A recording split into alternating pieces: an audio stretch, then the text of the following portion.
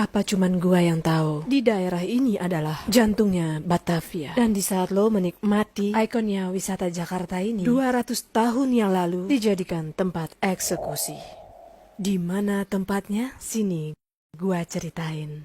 Angker. Ya, Maria Angker, anak kereta, menuju stasiun Jakarta Kota. Mau ngapain gua kesini? Kerja, jualan. Bukan Maria. Gua mau menyusuri cerita masa lalu. 405 tahun yang lalu, Belanda menjadikan tempat ini pusat pemerintahan yang disebut Kota Batavia Lama atau Oud Batavia. Setelah mengalahkan pasukan Kesultanan Banten, mereka berjaya di tempat ini. Bangunan-bangunan di tempat ini menandakan bahwa mereka serius banget pengen memiliki daerah ini dengan luas 15 hektar dan dirancang oleh Simon Stevin. Ketika si kucing sibuk sama kehidupannya, gue juga lagi sibuk mempelajari satu-satu bangunan di sini. Gue ngebayangin para noni-noni dan papi-papi Belanda jalan lenggang kangkung di tempat ini. Gua masuk ke gedung ini. Merupakan balai kota Batavia. Bangunan yang mirip dengan Istana Dam di Amsterdam. Tapi yang bikin beda adalah di sini terdapat panggung eksekusi. Ya, sebelum dijadikan wisata museum oleh Ali Sadikin, banyak peristiwa-peristiwa mengerikan. Tapi tunggu dulu, gua nggak cerita horor. Tapi di sini adalah pernah dijadikan Road Fund Justice, Dewan Pengadilan yang bisa memutuskan apakah tahanan akan dieksekusi atau tidak.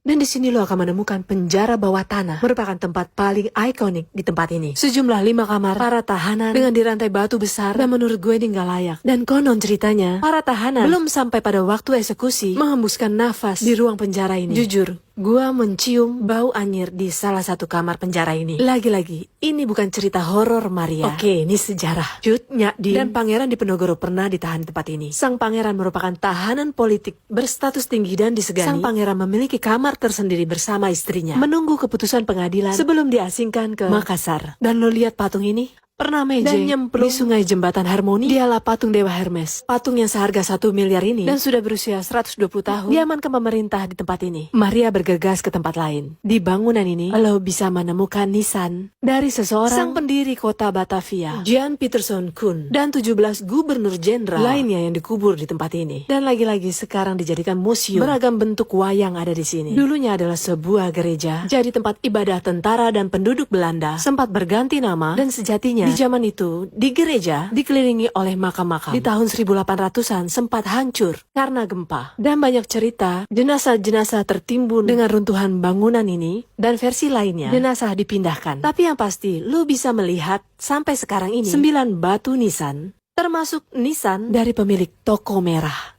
Dan yang gua kaget, gua menemukan brankas. Ini gua yakin peninggalan dari zaman dahulu kala. Tapi gua gak dapat cerita dari brankas ini. Ini bangunan beberapa kali rusak karena rayap. Bahkan rayapnya ganas guys. Intens dilakukan fumigasi.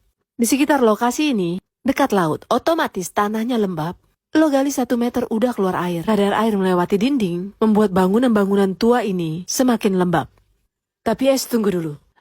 Gua menemukan sumur dekat dengan penjara bawah tanah yang katanya sumur yang tertua di Jakarta ini untuk mendapatkan air bersih. Tapi tiba-tiba gue terbesit kalau sumur ini jangan-jangan untuk pembuangan mayat para tahanan.